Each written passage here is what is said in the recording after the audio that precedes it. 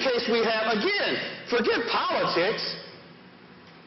Forget politics. You might like or not like a person's politics, but what this is saying is that she's not acting like a what?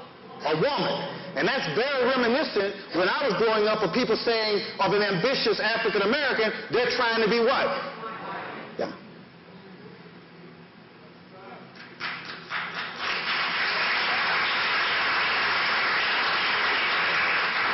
Muslim is cloth. Invest in your hatred. Take the time to, I'm being silly here. Why would you put that in your yard? That shirt is Cafe Press. How many know Cafe Press? Go home and type in Cafe Press. You can put anything on a shirt. See, the internet, you all know this, but I'll say it in a way. It's a hammer. That's all it is, a hammer. And you know what you can do with a hammer? You can build a house. You know what else you can do with a hammer? You can tear one down.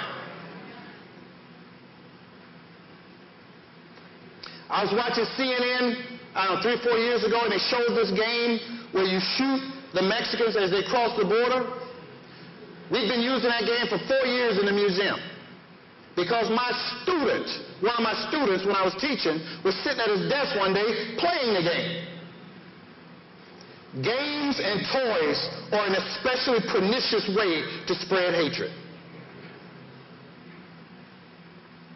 Us versus them. When you say us, who do you mean? When you say we, who do you mean? When you say they, who do you mean?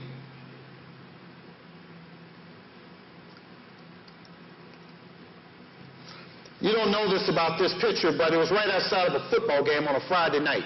So inside you had this very American traditional activity, the community bonded together, and right outside on a megaphone, you got this guy screaming about people bringing in diseases. We already got diseases. I'll tell you another little thing too. And again, I don't mean to insult anybody, but I don't know, if we all know all these little things. If you go back in time, before the Europeans came here, there were actually people living here. Right? Okay? And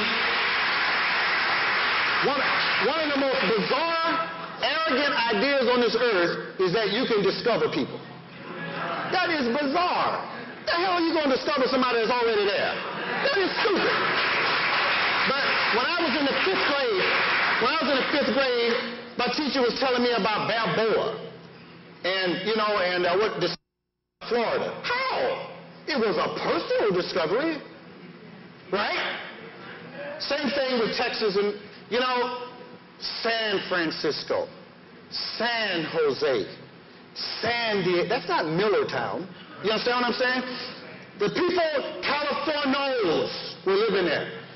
Hispanos were living in the place we call Mexico. Texas and Mexico, right? Why is it then with people from Mexico, or Mexican Americans, we treat them as Johnny-come-latelys? Why is it no one ever uses the term Native Americans with them? You get where I'm going with this? They are Native Americans. Us versus them.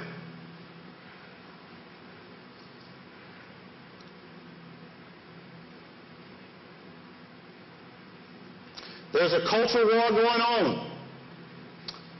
And don't get it twisted. I'm not one of those people that believes that we have not made tremendous progress as a nation. Tremendous progress. We are more egalitarian and democratic now than we have been in our entire history, and that's scary. But there's still a cultural war going on. And that war manifests itself in a lot of ways.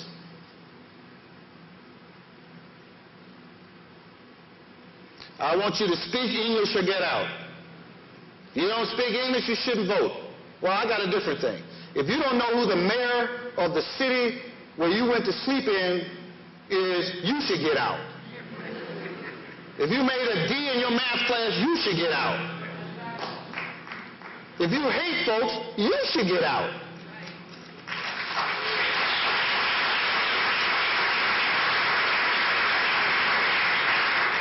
Well, I'm never unarmed, ever. I am armed to the teeth, but not the way he means. Not the way he means. I got the arm of God on me, brother. You know,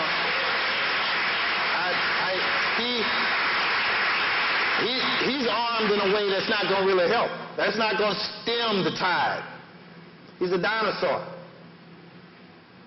I want to give you 5 last images and then read you 3 minutes or something, then I'll sit down. They told me 30 minutes. I started laughing. Images matter. I want to show you a couple of images that have impacted me. That image of Emmett Till. You know, I tell you, I think a lot of things when I see this, and this is irrelevant, but the mind works the way it does. So I'm going to show you, because I was a Southerner. I was born in Harlem, but from the time I was 1, raised in Mobile, Alabama, actually Pritchard, Alabama.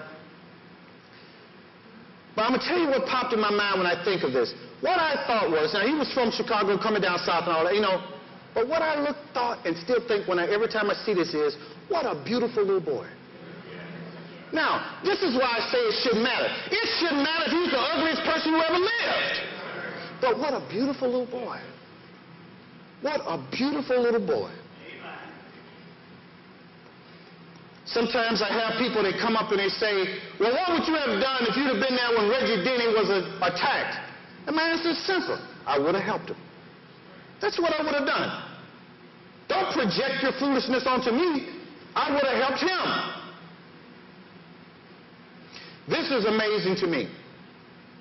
Imagine coming here in the 1800s, being used as cheap labor, having alien land laws passed where you could not own land, having miscegenation laws, anti-miscegenation laws passed where you couldn't marry whites or others,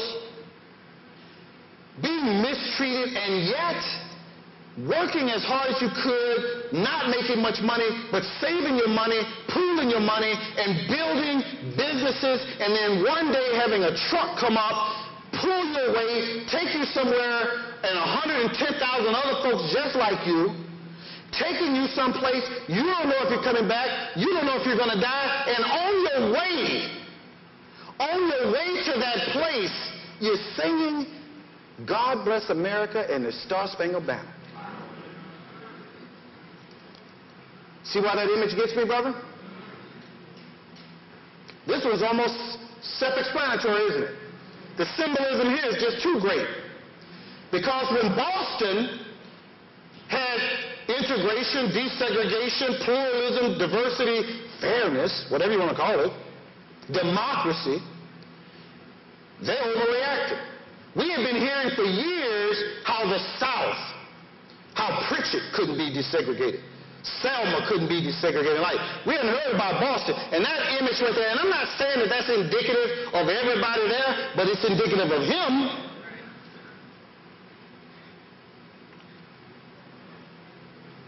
All right, here's a little something that's part sociology, part just my life. That's a lie. Nobody on this earth, I've been a sociologist since the mid-'80s, PhD from Ohio State. And when I walked across that stage, baby, it wasn't for me. It was for everybody that made it so I could walk across that stage.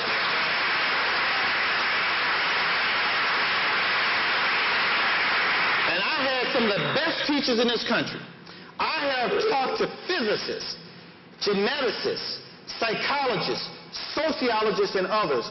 Here's my conclusion after all those years. There ain't a single person on this earth that knows why people are gay and straight. Not one. There are theories, some with more evidence than others, but nobody knows.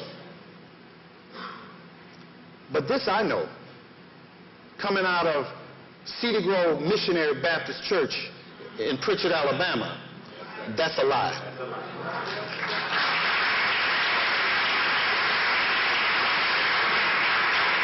And to the adults who hate in this world,